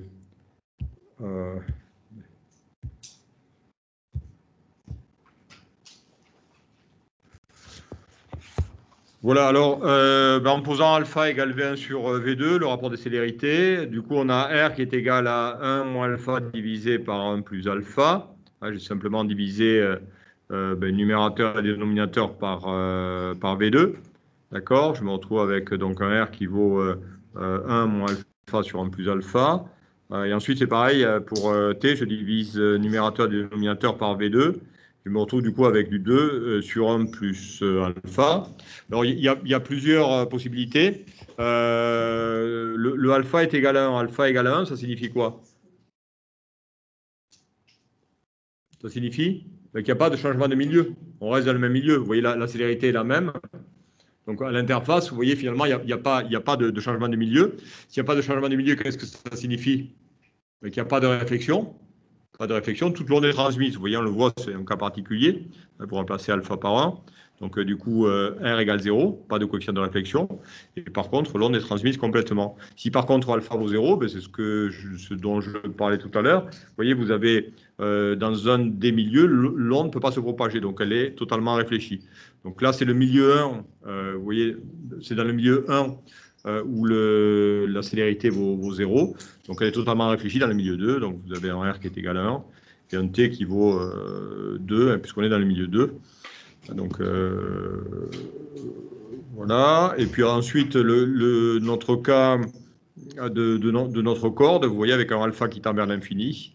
Alpha qui tend vers l'infini, c'est un V2 qui tend vers 0. Et donc là, on a une réflexion totale.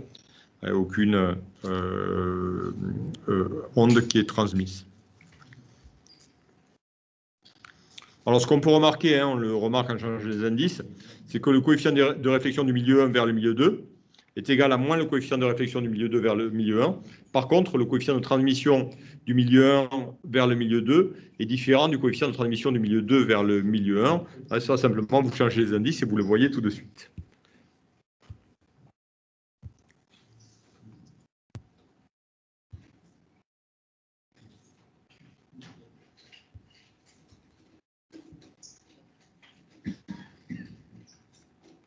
Alors, en termes d'énergie, là, on a parlé en termes d'amplitude. En termes d'énergie, qu'est-ce qui va se passer? Alors, l'énergie est liée à l'intensité de l'onde. Alors, ce qu'on peut dire, c'est que le flux de l'onde incidente est égal au flux de l'onde d'énergie transmise plus l'énergie qui est réfléchie. Ça se traduit par des coefficients de réflexion, la somme du coefficient de réflexion plus le coefficient de transmission en énergie, en intensité, cette fois-ci, donc avec les carrés, est égal à 1. Donc on a grand R plus grand T, donc où grand R et grand T représentent les coefficients de réflexion en énergie et en transmission. Donc on a grand R plus T égale à 1. Puisque toute l'énergie incidente, elle est soit transmise, soit réfléchie. Le coefficient de réflexion en énergie ou en intensité vaut IR sur I indice I. Donc IR étant l'intensité de l'onde réfléchie, I indice I, l'intensité de l'onde transmise, l'intensité de l'onde incidente. Le coefficient donc, de transmission à l'intensité, le rapport de I indice T sur I indice I, et la somme des deux, bien sûr, l'énergie de l'onde incidente, elle se répartit dans l'onde réfléchie et dans l'onde transmise. Donc on a en énergie I indice I plus IR plus I indice I égale I indice R plus I indice T. Alors vous voyez, ce qu'on peut faire, ce qu'on peut lier, alors on n'insistera pas trop dessus, moi j'ai surtout besoin des coefficients de réflexion et de transmission d'amplitude. Au niveau des coefficients de réflexion en énergie ou du coefficient de transmission en énergie, on peut montrer que le coefficient de réflexion en énergie vaut petit r carré, c'est-à-dire le coefficient de réflexion en amplitude, et on peut montrer que le coefficient de transmission en énergie vaut T de 1 multiplié par T1 de 2 avec les impédances des milieux, donc ça vous donne les résultats qui sont donnés là, ici. S'il y a des phénomènes d'absorption, au lieu d'avoir R plus T qui est égal à 1, on a le coefficient de réflexion en énergie, plus le coefficient de transmission d'énergie, plus le coefficient d'absorption du milieu, égale à 1. Hein, vous voyez, donc là, c'est lorsque le milieu absorbe une partie de l'énergie. Voilà. Alors, sur ce, je vais passer. Alors, il reste des petites choses, mais on s'en servira pas en TD, donc je vous laisserai le lire. Après, on va faire un parallèle avec la loi de Descartes. Donc, ça, je vais passer. Et je vais essayer de vous parler un petit peu des ondes électromagnétiques. Je voudrais. Il reste 2 exos, donc je vais assez vite. Je suis désolé. Mais bon, voilà, ce n'est pas l'idéal là, cette année pour travailler sur ce cours-là. Voilà, donc ça, je passe. Voilà, et on va sur les ondes électromagnétiques. Alors, c'est assez intéressant si vous avez du temps à y consacrer un petit peu au cours. Il y a l'expérience de Meld juste après, donc les phénomènes de résonance sur une corde lorsqu'on a un générateur mécanique, etc. Donc ça, je vous laisse regarder tout ça. Voilà, mais bon, je n'ai pas d'exo à vous proposer sur ça, donc voilà, on va aller directement à ce qui nous intéresse. Voilà, ce qui nous intéresse, donc ce sont les ondes. Ça, c'est l'expérience de Meld, donc ça, c'est intéressant. Voilà, c'est les ondes électromagnétiques. Voilà, je voudrais en parler parce que vous avez très peu de choses sur les ondes électromagnétiques.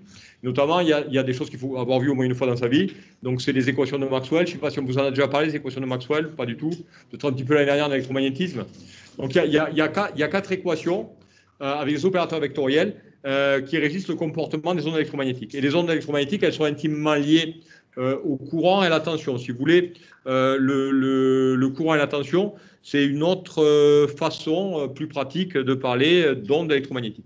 Vous avez en fait des ondes électromagnétiques à partir du moment où vous avez des charges accélérées. Dès que vous avez une charge électrique qui accélère, ça crée une onde électromagnétique. Donc un champ électrique et un champ magnétique qui se propagent. Ce que vous avez dû voir un petit peu l'année dernière dans le cours de première année, si vous avez une charge qui est fixe, ça crée juste un champ électrostatique. C'est lié à un champ électrostatique, on a dû vous en dire 2 mots. Et ensuite, si vous avez un courant continu, ça crée juste un champ magnétique. D'accord ? Dès que les particules sont accélérées, au lieu d'avoir un courant continu, vous avez un courant qui varie dans le temps. Ça crée une onde électromagnétique. C'est-à-dire que vous allez avoir à la fois un champ électrique et un champ magnétique qui vont se propager comme une onde. D'accord ? Par contre, je vous dis, si la charge est fixe, juste un champ électrique qui ne se propage pas, on appelle ça un champ électrostatique.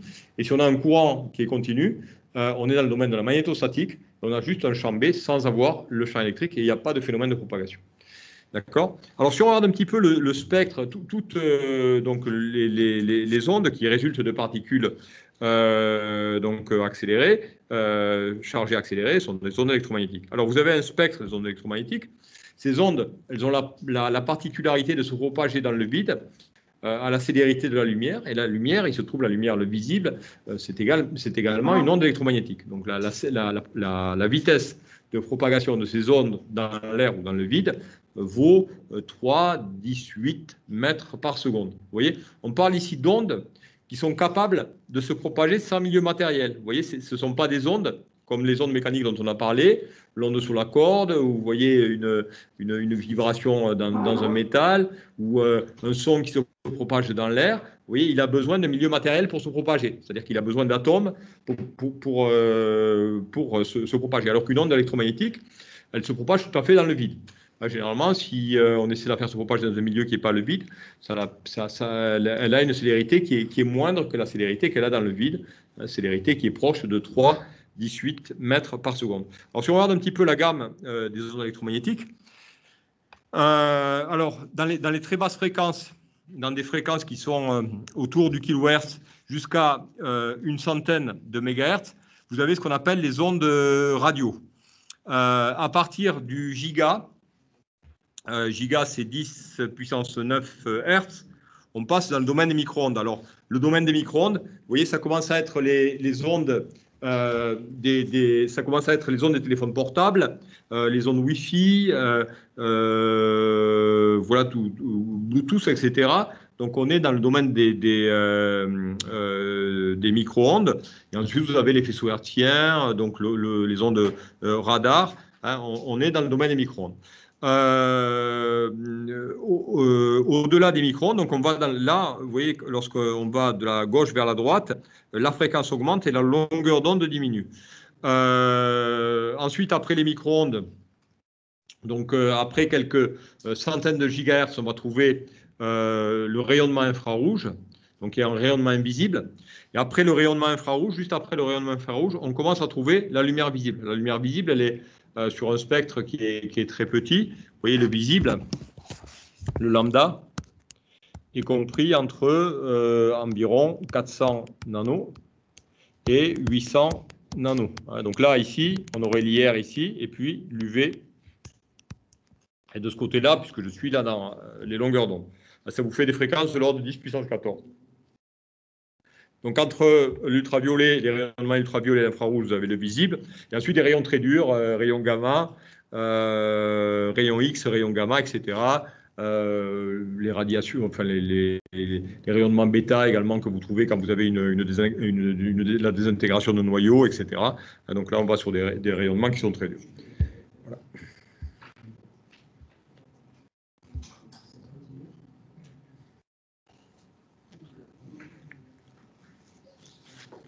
Alors,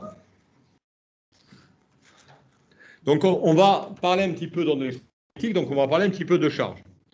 Ça, ce que vous avez là, c'est l'équation de conservation de la charge qui doit vous faire penser à une équation que vous avez dû voir en mécanique du fluide. Non, vous n'avez pas vu la conservation de la... Ouais, vous devez avoir div de J, ça doit être du même type. Où rho, pour vous, ça doit représenter la masse volumique. Et J, c'est le vecteur, donc c'est la vitesse de votre flux multiplié par rho, je crois, non? C'est rho fois V, il me semble. Hein, ouais, voilà, plus les rho sur dt égale à 0. Voilà. Alors, on a la même chose avec c'est la loi de conservation de la charge électrique. Donc, on a la divergence du vecteur J, qui est le vecteur densité de courant. J vaut rho multiplié par V, plus d rho sur dt égale à 0. Donc, ça postule donc la conservation de la charge électrique. La charge électrique se conserve. Donc, la divergence du vecteur courant plus donc la dérivée de la densité volumique de charge par rapport à T est égale à 0.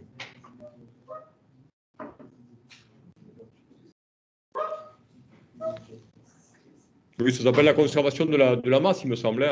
C'est ça, hein, lorsqu'on fait avec un flux. Hein. Donc, vous avez simplement votre vecteur courant qui vaut ρ fois V. Et ρ, par contre, pour vous, c'est une masse volumique. Ici, ρ, c'est une densité de charge. Voilà.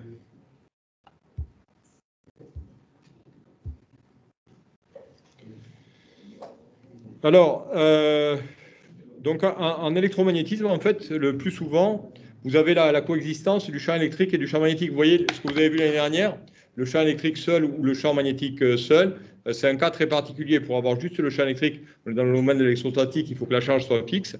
Et pour avoir juste un champ magnétique, il faut que vous ayez un courant continu, donc des particules qui sont en mouvement rectiligne uniforme et qui ne sont pas accélérées. Voilà. Dans le cas général, vous avez les deux. Vous avez le champ électrique et le champ magnétique, et ils se propagent. On parle d'ondes électromagnétiques. C'est pour ça qu'on parle d'électromagnétisme. Alors, vous avez une force qui est liée au champ électrique, qui est la force de Coulomb. Elle vaut, on a dû vous en parler l'année dernière, elle vaut F égale Q fois E. Et lorsque la charge est mobile est soumise à un champ électromagnétique, elle est soumise à une force qu'on appelle la force de Lorentz, et elle vaut QE plus V vectoriel B. C'est-à-dire que la force qui va s'exercer sur une particule chargée qui se trouve dans un champ électromagnétique, cette force-là, il y a une composante électrique qui vaut QE, il y a une composante magnétique qui vaut QV vectoriel B. D'accord ? Vous avez pris l'année dernière, vous avez pris les deux forces à part, QE en électrostatique et le QV vectoriel B sur les termes magnétostatiques. Quand vous avez à la fois le champ électrique et le champ magnétique, ce qui est le cas de l'onde électromagnétique, une particule qui a une vitesse V, elle est soumise à une force qu'on appelle la force de Lorentz, qui a à la fois une composante électrique et une composante magnétique. Donc cette force-là vaut QE plus QV vectoriel B.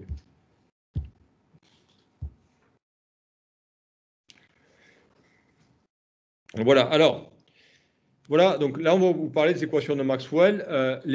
Si vous voulez, les 4 équations de Maxwell, elles régissent l'intégralité des ondes électromagnétiques, des phénomènes de propagation des ondes électromagnétiques. Et comme vous avez vu que plus ou moins le magnétisme est lié au courant, le champ électrique, il y a un lien avec la tension. Donc le courant et la tension, finalement, c'est des grandeurs inventées par les physiciens pour travailler un petit peu au niveau macroscopique, vous voyez, sur un circuit, sans rentrer dans les équations de Maxwell. Mais ces courants et ces tensions se déduisent en fait des équations de Maxwell. Donc avec les équations de Maxwell, c'est un peu comme avec les trois principes de Newton. Avec les trois principes de Newton, vous faites toute la mécanique, même vos torseurs qui paraissent compliqués, c'est que des conséquences des trois postulats de Newton, le premier, le second et le troisième principe. D'accord ? Là, toute l'électricité, l'électrotechnique, la propagation des ondes électromagnétiques, c'est contenu dans ces quatre équations de Maxwell qui ont été formalisées fin du XIXe siècle, donc par le physicien anglais Maxwell. Donc, elles sont au nombre de 4. Donc, soit essayer, allez, si on fait beaucoup d'électromagnétisme, il faut les connaître par cœur. Alors, vous avez deux équations sur la divergence, deux équations sur le rotationnel. Donc, une équation sur la divergence du champ E, une autre sur la divergence du champ B. Et puis après, une équation sur le rotationnel du champ E, une autre équation sur le rotationnel du champ B. Donc la première équation de Maxwell, div de E égale ρ epsilon 0. En fait, cette équation de Maxwell, on l'appelle l'équation de Maxwell-Gauss, parce qu'elle est liée, c'est à partir de cette équation de Maxwell qu'on trouve le théorème de Gauss. Je crois qu'on ne vous en parle pas du tout à l'ESTACA du théorème de Gauss. Ça, c'est vraiment quelque chose qui manque parce qu'on en parle à tous les élèves qui font une classe préparatoire et puis après qu'ils soient ingénieurs, ils ont entendu parler du théorème de Gauss. C'est un théorème qui permet, si on a les bonnes symétries, de trouver assez facilement le champ électrostatique. En fait, il dit que l'intégrale de E à travers une surface fermée, donc le flux de E à travers une surface fermée est égal à la somme qu'il y a à l'intérieur de la surface fermée divisé par epsilon 0, la charge qui est à l'intérieur, le Q intérieur, divisé par epsilon 0. Vous voyez, ça se traduit comme ça, le théorème de Maxwell, le théorème de Gauss, que normalement tout le monde connaît. C'est-à-dire que vous avez, l'intégrale à travers une surface fermée de E ds égale à Q à l'intérieur de la surface fermée divisé par epsilon 0. Donc il suffit d'intégrer, ça c'est la version locale du théorème de Gauss. Ça c'est le théorème de Gauss. Bon, je ne sais pas comment vous notez comment vous faites pour faire une intégrale à travers une surface fermée. Vous faites comme ça, on vous met un S ici ou je ne sais pas. Ouais, ce que j'avais fait au début là, c'est ça. Ouais. Voilà. Comme ça, et vous faites un truc comme ça, c'est ça. Voilà. Donc ça signifie que le flux du champ E à travers une surface fermée est égal à ça se traduit comme ça. Vous voyez, si j'intègre ça, en prenant, je fais une intégrale de volume sur le div de E. Vous savez que l'intégrale de volume, on peut le transformer l'intégrale sur une surface de la divergence, on peut le transformer en une intégrale l'intégrale de volume, on peut la transformer en une intégrale sur la surface qui recouvre le volume. C'est quoi? C'est Stokes ou c'est le théorème de Stokes, non? Pour passer de... Ouais, non, c'est pas Navier-Stokes, c'est autre chose. Non, Navier-Stokes, ça c'est de la mécaflux. Non, vous avez...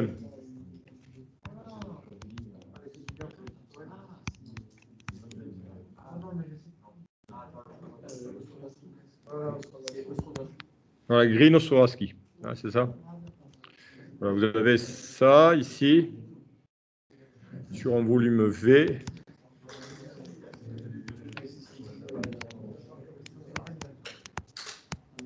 Voilà. C'est-à-dire que si vous avez un certain volume, si vous calculez l'intégrale de div de E sur le volume, c'est une intégrale, excusez-moi, tout à l'heure c'est une intégrale double. Si vous calculez donc l'intégrale de div de E sur un volume, elle est égale au flux de E à travers la surface fermée qui entoure ce volume. Et donc, si j'intègre ensuite le ρ epsilon 0 sur le volume, je trouve la charge à l'intérieur du volume, donc la charge qui est à l'intérieur de la surface fermée, et je retrouve le théorème de Gauss. Vous voyez, ça vous donne ensuite le théorème de Gauss. Voilà. Donc c'est pour ça qu'on appelle ça l'équation de Maxwell-Gauss. Le div de B égale 0, qu'est-ce que ça entraîne? Ben, que le flux du champ B, vous l'avez vu l'année dernière, à travers une surface fermée, est égal à 0. Ça, vous avez dû le voir dans votre cours de magnétisme l'année dernière. Voilà. Ouais, on dit que le champ B est un champ à flux conservatif. Voilà, donc ça, c'est l'équation de Maxwell-Gauss.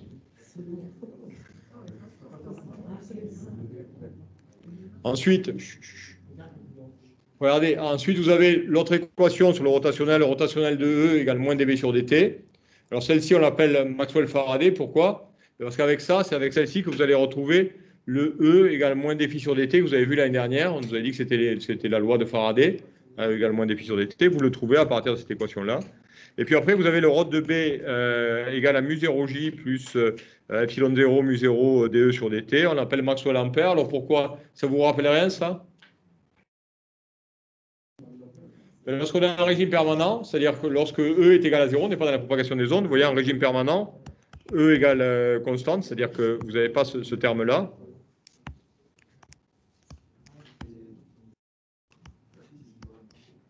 Ouais, regardez. Ça, ici, c'est quoi le J? C'est la densité de courant. D'accord? Et on refait, ici, on fait, pour retrouver ampère, vous faites une intégrale double ici, sur une surface de rho de B ds. Vous refaites intégrale double ici, voilà, de J ds.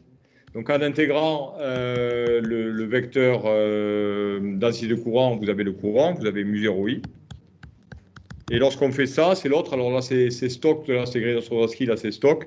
Et ça vous donne B dl sur un contour fermé égale à mu0 fois i. Et vous retrouvez comme ça le théorème d'Ampère. D'accord? Voilà.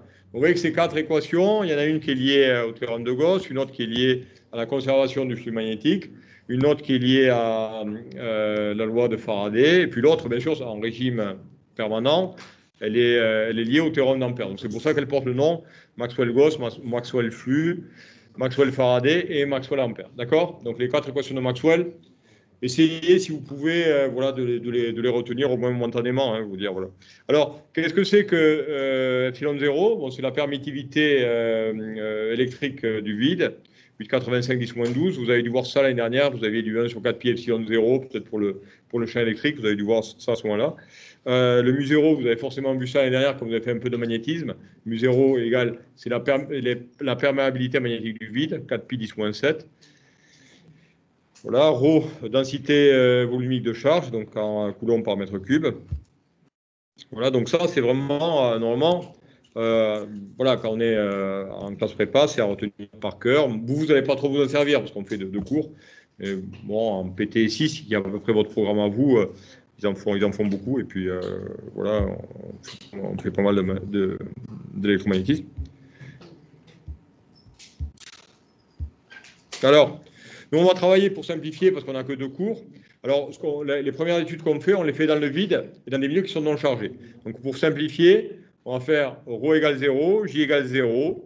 Donc, du coup, vous avez la divergence de E qui vaut 0 et la divergence de B qui vaut 0. Alors, ensuite, vous allez voir, on va retrouver les équations d'Alembert, c'est-à-dire qu'on va, à partir des équations de Maxwell, on va retrouver l'équation d'Alembert. Vous vous souvenez de l'équation d'Alembert? On avait un dérivé second de S par rapport à la variable d'espace, moins 1 sur C carré, multiplié par la dérivée de S seconde par rapport au temps, égale à 0. Vous voyez, c'était super dur à trouver. Vous vous souvenez, on faisait ça, on a fait 3 fois avec un ressort, avec, je crois, un son qui se propageait dans un solide, et puis après sur une corde. C'est assez compliqué à trouver. Vous allez voir que là, c'est enfantin à trouver, montrer que E et B obéissent à l'équation d'Alembert, donc ce qui constitue une onde progressive. On va le voir tout de suite. Alors, voilà, pour ça, il faut cette relation sur les opérateurs vectoriels que vous avez dû déjà utiliser. Ça vous dit rien, ça? Rotationnel de rotationnel. Vous avez dû faire ça. C'est pas à apprendre par cœur, mais en tout cas, bon, on vous donnerait. Rot de rot de E, c'est grade de div de E moins le Laplacien vectoriel de E. Donc ça, vous savez, tous ces opérateurs vectoriels, rotationnel, divergence, Laplacien, gradient, on vous en a parlé. D'accord? Donc là, si je fais rot de E, que j'applique cette formule-là, ben, grade de div, comme le div de E vaut 0, grade de div vaut 0, ça veut dire que rot de E est égal au Laplacien de E. D'accord? Voilà ce qu'on a. Rotationnel de rotationnel est égal à Laplacien de E. Alors, le rotationnel de E, regardez si je reviens en arrière, rotationnel de E, c'est une équation de Maxwell. Rotationnel de E égale moins dB sur dt. D'accord? Donc vous voyez, je remplace rotationnel de E par moins dB sur dt. Donc égale moins Laplacien de E. Et ça vous fait donc du moins d sur dt de rotationnel de B égale à moins Laplacien de E. Vous êtes d'accord, hein, parce que vous voyez, quand vous faites un opérateur vectoriel, c'est dérivé par rapport à des variables d'espace. Hein, donc on peut commuter, c'est-à-dire je peux dériver, hein, je peux faire le rotationnel de B et puis dériver par rapport à T. Après, alors qu'est-ce que vous pensez qu'on va faire pour retrouver l'équation de D'Alembert? Qu'est-ce qu'il suffit de faire ensuite? Hein, qu'est-ce qu'on fait? Ben, regardez, rotationnel de B. Hop, je viens ici. Rotationnel de B, ça vaut quoi? Donc, je l'ai mis non chargé. Rotationnel de B vaut epsilon 0, mu 0, dE sur dt. Et puis là, j'y suis, j'ai terminé. D'accord? J'ai mon équation de D'Alembert.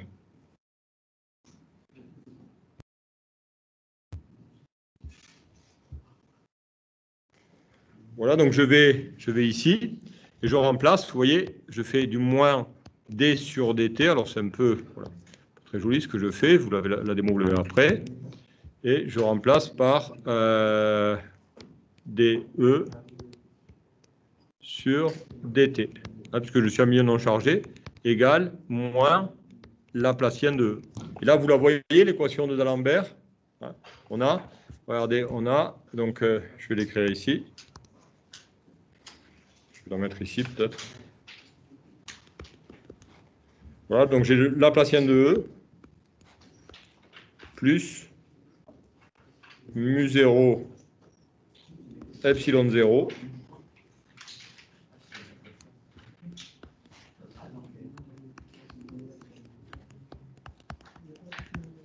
voilà, et je l'ai ici. D'accord, et là j'ai l'équation de D'Alembert, d'accord?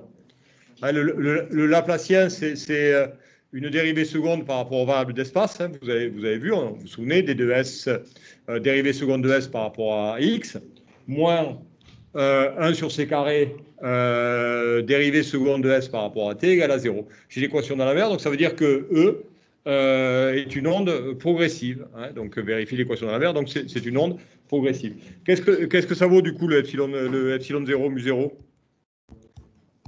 Ça vaut 1 sur C carré. Donc vous voyez, vous retrouvez comme ça la célérité de l'onde électromagnétique dans le vide. Elle vaut 1 sur racine de epsilon 0, mu 0. On fait la même chose, même des mots pour B.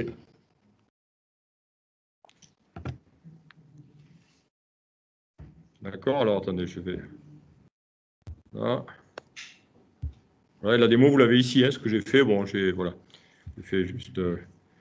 Voilà, donc on a un milieu non chargé, donc rot de rot est égal à moins Laplacien de E. Et donc rotationnel de E vaut moins dB sur dt, puisque, oui, c'est l'équation de Maxwell-Faraday, moins dB sur dt. Donc là, j'intervertis ici la dérivée par rapport au temps et puis le rotationnel ici. Et ensuite, je remplace ici rotationnel de B par epsilon 0 mu 0 dE sur dt. Voilà, donc ça vaut du moins epsilon 0 mu 0 dE sur dt2. Et puis, j'ai mon équation de Maxwell, j'ai mon équation de D'Alembert, puisque... voilà, on arrive à ça, donc l'équation de D'Alembert, hein, ici. Alors, pour montrer que le champ B vérifie également l'équation de D'Alembert, je fais exactement la même chose. Je prends le rot du rotationnel de B. rotationnel de rot, grade de div de B, moins Laplacien de B. Le div de B vaut 0 d'après donc, la conservation du flux magnétique. Hein, le div de B égale à 0, vous l'aviez vu l'année dernière, plus ou moins, hein, parce que vous disiez que le champ B se conserve. Donc, vous voyez, le rot vaut moins Laplacien de B. Et ensuite, je remplace rotationnel de B. Vous voyez, je suis en milieu non chargé. Je remplace ici le rotationnel de B par epsilon 0 mu 0 dE sur dt. J'intervertis la dérivée par rapport au temps et le rotationnel.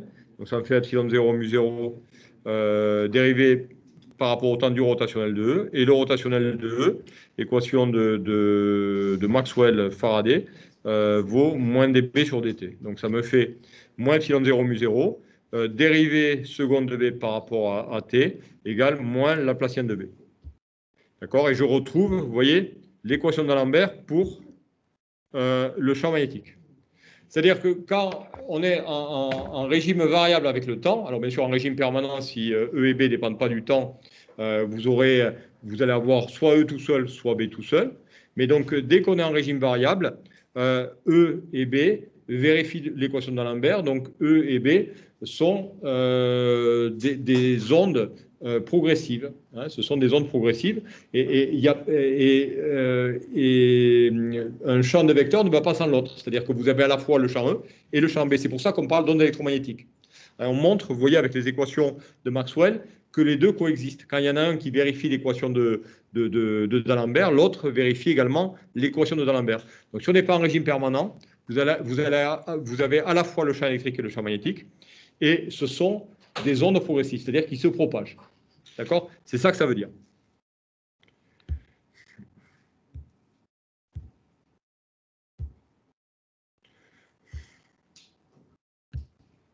Voilà, alors, donc les équations, on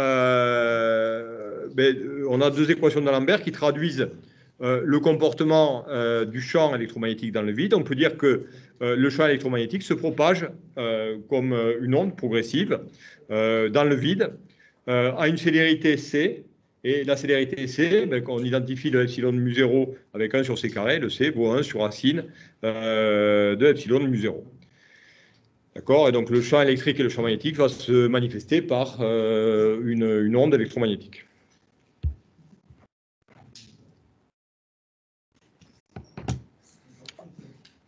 Alors, voilà. Ce qu'on va commencer par étudier,